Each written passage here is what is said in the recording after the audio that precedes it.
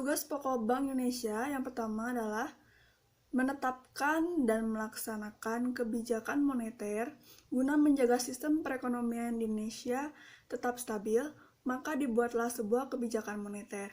Kebijakan moneter sendiri berfungsi untuk menjaga atau mengendalikan jumlah uang yang tersebar di masyarakat tetap stabil, sehingga barang-barang pokok juga tetap bisa dikendalikan. Yang kedua, mengatur dan menjaga kelancaran sistem pembayaran.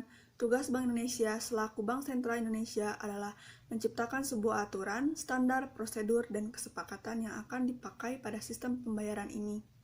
Sehingga antara satu bank dengan bank yang lain memiliki aturan sistem pembayaran yang sama. Dengan begitu, sistem pembayaran non-tunai dan tunai di Indonesia bisa berjalan dengan lancar. Yang ketiga, mengatur dan mengawasi perbankan Indonesia.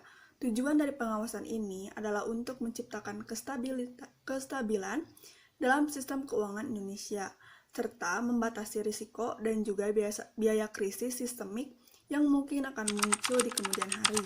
Dengan tugas yang dimiliki oleh BI ini, maka sistem keuangan Indonesia bisa tetap stabil untuk jangka waktu yang lama. OJK adalah lembaga negara yang berfungsi menyelenggarakan sistem pengaturan dan pengawasan yang terintegrasi terhadap seluruh kegiatan di dalam sektor jasa keuangan. Tujuannya adalah seluruh jasa keuangan terselenggara secara teratur, adil, transparan, dan akuntabel. 2. Mampu mewujudkan sistem keuangan yang tumbuh secara berkelanjutan dan stabil. 3. Mampu melindungi kepentingan konsumen dan masyarakat. Dan fungsinya yaitu menyelenggarakan sistem pengaturan dan pengawasan dan terintegrasi terhadap keseluruhan kegiatan di sektor jasa keuangan. Bisa dibilang bahwa ini merupakan tampuk dari seluruh kegiatan di sektor jasa keuangan negara Indonesia. Tugasnya yaitu melakukan pengaturan dan pengawasan terhadap kegiatan jasa keuangan di pertama, sektor perbankan, yang kedua, sektor pasar modal, dan ketiga, sektor IKNB. Pasar modal syariah adalah instrumen keuangan jangka panjang yang mengelola perdagangan surat utang, saham, reksadana dengan menerapkan prinsip syariat sebagai landasan sistem kerjanya.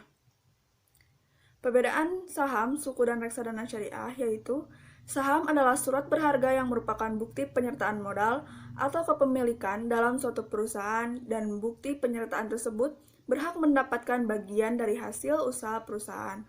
Kedua, suku adalah efek syariah berupa sertifikat atau bukti kepemilikan yang bernilai sama dan mewakili bagian yang tidak terpisahkan atau tidak terbagi atas aset yang mendasarinya. 3. Berbeda dengan saham dan suku yang merupakan efek atau surat berharga, reksadana adalah wadah investasi yang berisi kumpulan surat berharga. Investor yang berinvestasi pada reksadana akan memiliki efek atau surat berharga dalam bentuk unit penyertaan reksadana.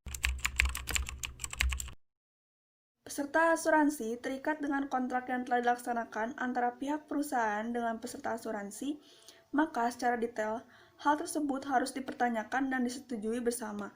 Jangan sampai kita melakukan penyertaan asuransi tanpa mengetahui akad atau isi dari kontrak tersebut.